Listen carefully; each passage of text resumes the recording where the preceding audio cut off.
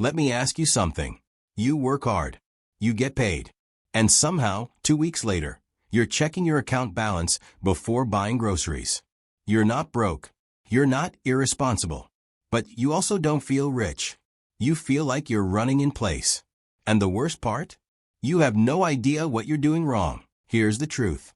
Most people treat payday like a finish line. They see that deposit hit, they feel a little relief, and then they just start spending. Rent comes out, car payment, subscriptions, a dinner out because you earned it. And before you know it, the money's gone and you're back to waiting for the next check. It's not a budgeting problem. It's a sequencing problem. You're doing the right things in the wrong order. This is educational content, not personal financial advice. But what I'm about to show you is a payday routine that changes everything. 7 moves. 1 specific order. It works whether you make $45,000 or $95,000. And once you set it up, it runs on autopilot. By the end of this video, you'll have a system that makes you feel rich on a normal salary, and you'll know exactly what to do in the next 30 minutes. Let's start with why most people fail. When your paycheck hits, your brain sees one big number. Let's say it's $2,500 after taxes. That feels like a lot. So you pay your rent, maybe $1,200. Now you've got $1,300 left. Car payment, $400. $900 left. Credit card minimum, $150. $750 left. And that's $750? That's your life for the next 2 weeks. Food, gas, everything. You're not saving. You're not investing. You're surviving. And the cycle repeats. The problem is you're treating all your money the same. But not all dollars have the same job. Some dollars need to protect you. Some need to grow. And some are meant to be spent. If you don't separate them, you'll always feel broke even when you're not. That's where the 3-bucket system comes in. Bucket 1, spend. Bucket 2, save. Bucket 3, grow. Every dollar that hits your account gets assigned to one of these 3 buckets immediately. Not later. Not when you feel like it. Immediately. And here's the key. You fill them in order. Most people do this backward. They spend first, save whatever's left, and never get to grow. That's why they stay stuck. Here's the right order. Move 1. Establish your buffer line. This is the minimum amount of cash that stays in your checking account at all times. Not zero. Not whatever's left over. A specific number that you never dip below. For most people, this is somewhere between $500 and $1,000. Why? Because life happens. Your car needs gas. Your kid needs something for school. A bill hits early. If you're always at zero, every surprise feels like a crisis. But if you have a buffer, you stay calm. Quick test. If you check your account balance before buying coffee, you don't have a buffer. If you've ever paid an overdraft fee, you don't have a buffer. And if the idea of an unexpected $300 expense makes your stomach drop, you definitely don't have a buffer. So move 1 is simple. Before you do anything else, build that buffer. Even if it takes 3 or 4 paychecks. Even if it means saying no to stuff you want. This is your foundation. Move 2. Cover your 4 walls. Rent or mortgage. Utilities. Basic groceries. Transportation. These are non-negotiables. You can't invest your way out of homelessness. You can't save your way out of hunger. So after you protect your buffer, you cover your 4 walls. And here's the thing. If your 4 walls take up more than 50% of your take-home pay, you have a math problem, not a budgeting problem. You're either under-earning or overspending on housing and cars. We'll come back to that. Move 3. Hit your minimum payments. Credit cards. Student loans. Car loans. Whatever you owe, you pay the minimum. Not because minimums are smart. They're not. But because missing a payment destroys your credit score, racks up fees, and starts a spiral. So you pay the minimums to stay current. You'll attack the debt later. Right now you're just staying afloat. Now here's where most people stop. They've paid their bills, they've got a little left over, and they think they're done. But you're not done. You're just getting started. Because moves 4, 5, 6, and 7 are where you actually start building wealth. Move 4. Build your starter emergency fund. This is different from your buffer. Your buffer keeps your checking account healthy. Your emergency fund is for real emergencies. Job loss, medical bill, car repair. The rule of thumb is $1,000 to start. Some people say $500 if you're just beginning. Others say $2,000 if you have dependents.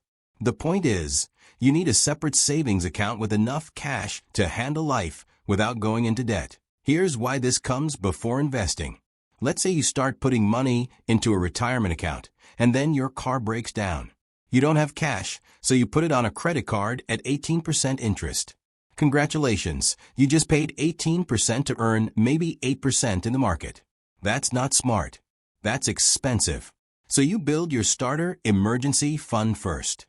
$1,000 in a high-yield savings account, separate from your checking.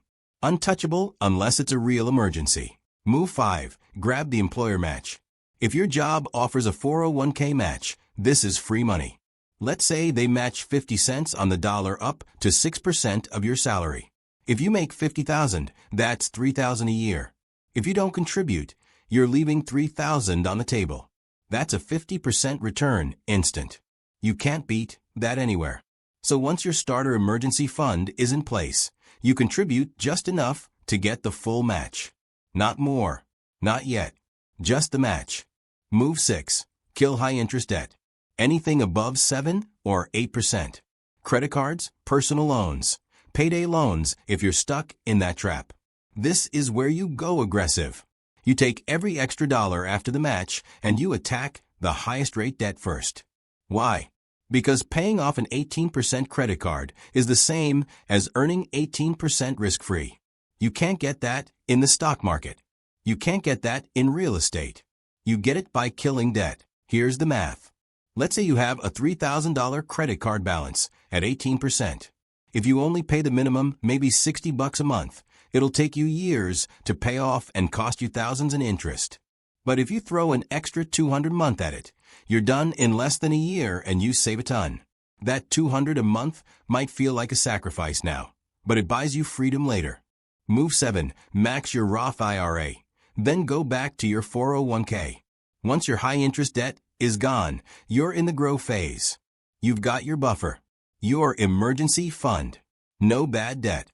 Now you build wealth. The Roth IRA is your best friend here.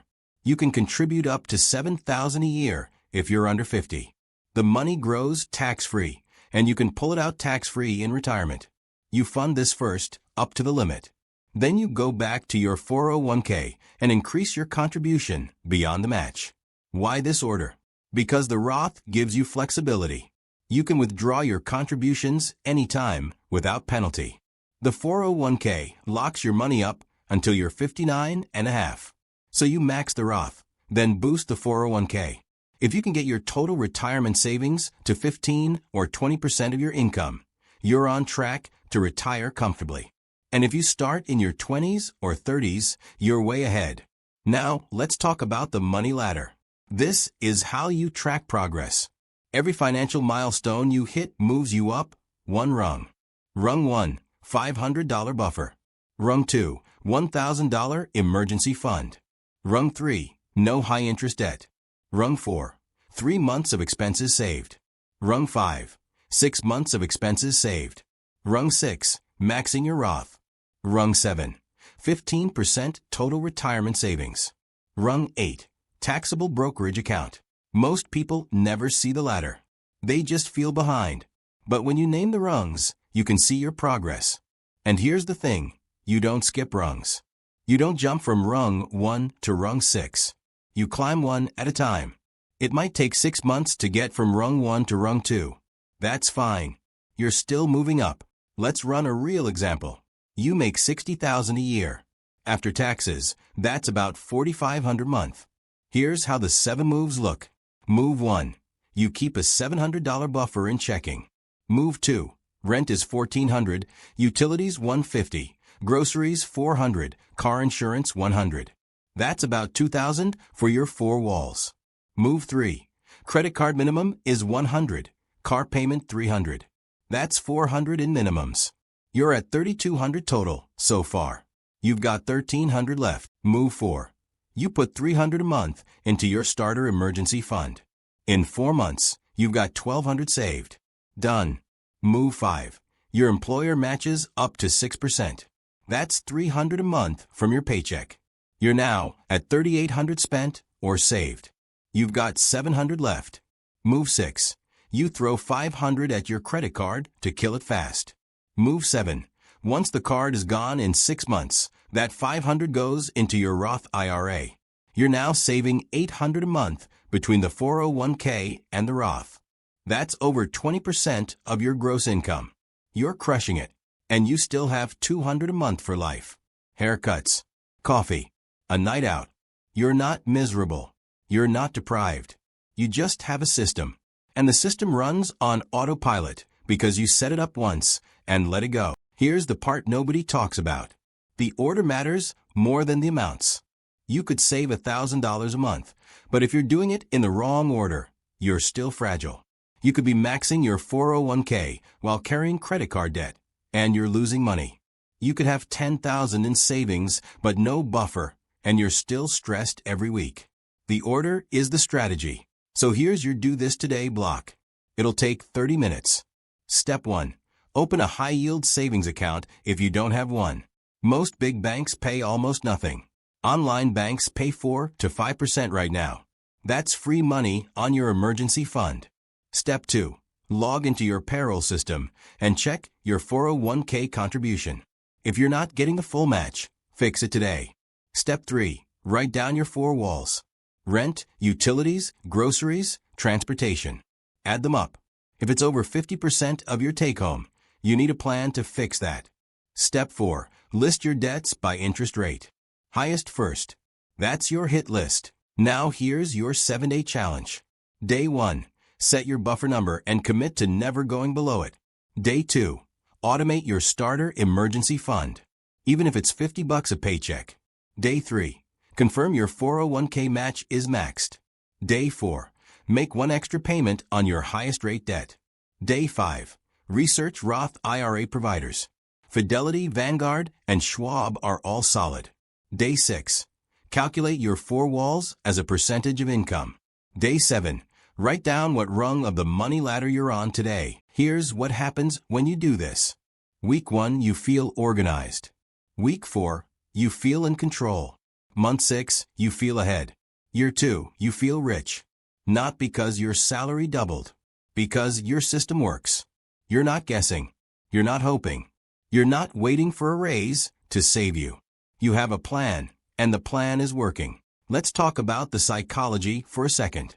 Feeling rich is not about how much you make. It's about how much margin you have. Margin is the space between what you earn and what you need. If you make $100,000 and spend $98,000, you have no margin. You're stressed. But if you make $50,000 and spend $35,000, you have $15,000 in margin. You feel rich. You sleep well. You don't panic when the car needs new tires. The payday routine creates margin. It forces you to separate your dollars, protect yourself first, and grow intentionally. And because it's a routine, it removes decision fatigue. You're not sitting there every 2 weeks wondering what to do. You already know. Paycheck hits, money moves, done. You go live your life. One more thing. This system scales. If you get a raise, you don't inflate your lifestyle. You run the same 7 moves with bigger numbers. If you make $45,000 and you get bumped to $55,000, that extra $10,000 doesn't go to a nicer car. It goes to your Roth, your emergency fund, your 401k. You stay on the ladder. You just climb faster. And if you're behind right now, that's okay. Most people are. The average American has less than $500 in savings. The median credit card balance is around $2,500. You're not alone. But you also don't have to stay there. You can start today. You can pick one move and do it this week. Build the buffer. Automate $50 to savings. Check the match. Just start. Here's the recap. 7 moves, 1 order. Move 1. Establish your buffer line. Move 2. Cover your 4 walls. Move 3. Hit your minimum payments. Move 4. Build your starter emergency fund. Move 5. Grab the employer match. Move 6. Kill high-interest debt.